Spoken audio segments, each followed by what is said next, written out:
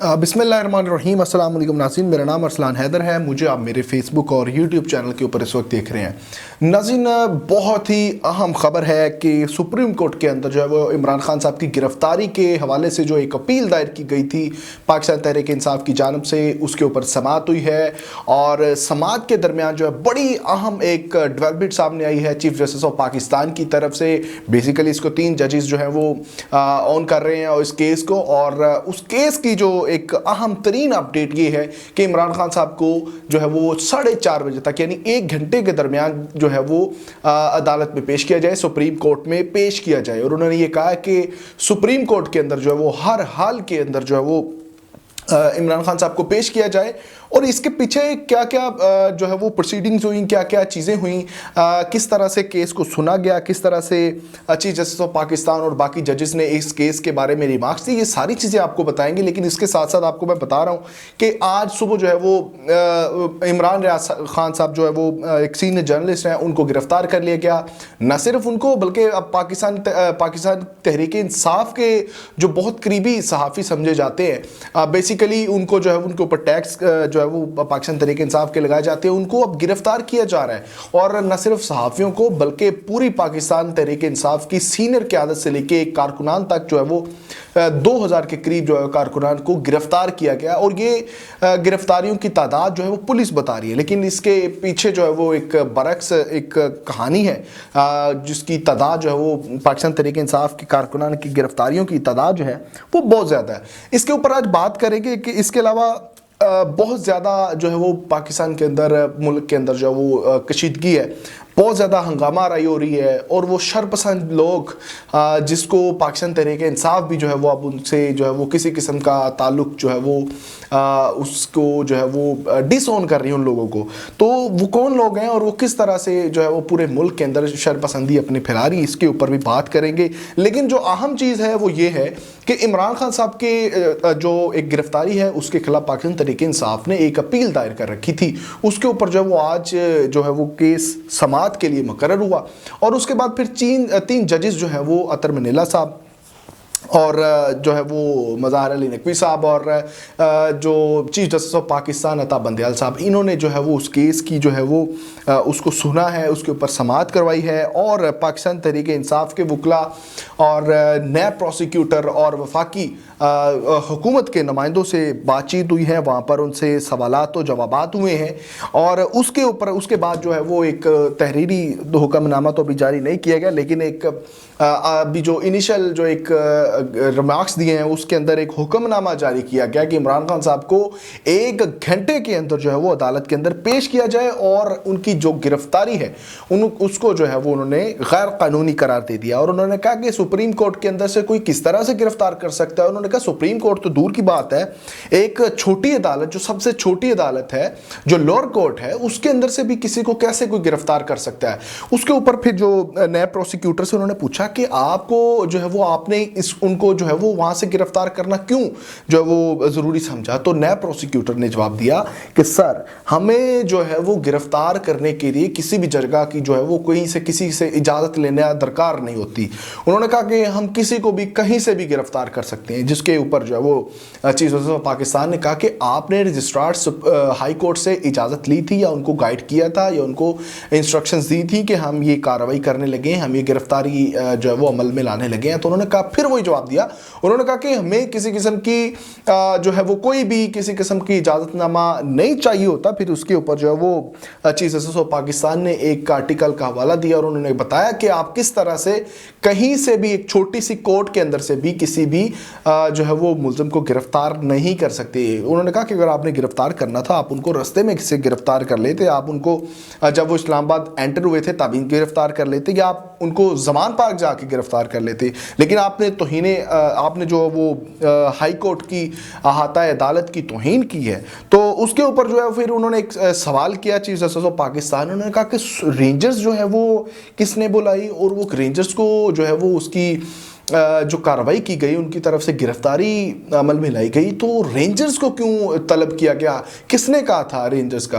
तो जिसके ऊपर नैब प्रोसिक्यूटर ने कहा कि हमने जो है वो वफाकी नैब इनसे जो है वो रेंजर से हेल्प ली थी। किसी किस्म की कोई ऐसा हमारा जहन नहीं था कि जिस तरह से उनको गिरफ्तार किया गया, वो रेंजर्स ने जो है वो पूरा एक प्रोसेस किया है और उसके पीछे नैब का ये जो है वो जहन नहीं था कि जिस तरह से उनकी गिरफ्तारी हुई है। फिर उन्होंने जो है वो वफाकी हुकूमत से पूछा कि आपने जो है वो इनको मुआवनत फ्राहम की है, तो वहाँ पर जो है वो एक अजीब सूरत हाल पैदा हो गई और उन्होंने कहा कि जी हमने इस तमाम तौर मामले के अंदर जो है वो वफाकी हुकूमत का कोई भी रोल नहीं है।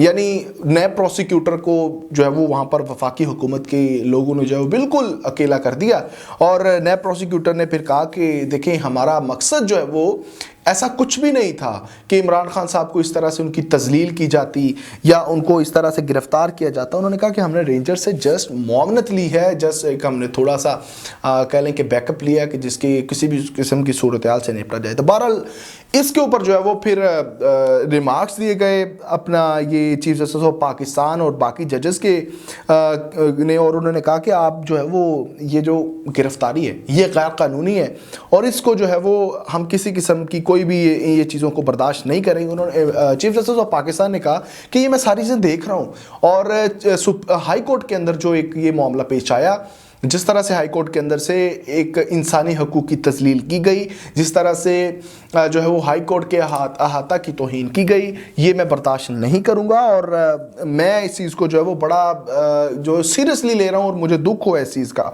और उसके बाद फिर उन्होंने जो है वो आईजी इस्लामाबाद को भी तलब किया है। उन्होंने कहा कि इमरान खान साहब को भी अकेले यहाँ पर लाया जाए और 1 घंटे के अंदर लाया जाए। और अभी मैं जब वीडियो रिकॉर्ड कर रहा हूँ तो तकरीबन ये 4:17 हुए हैं।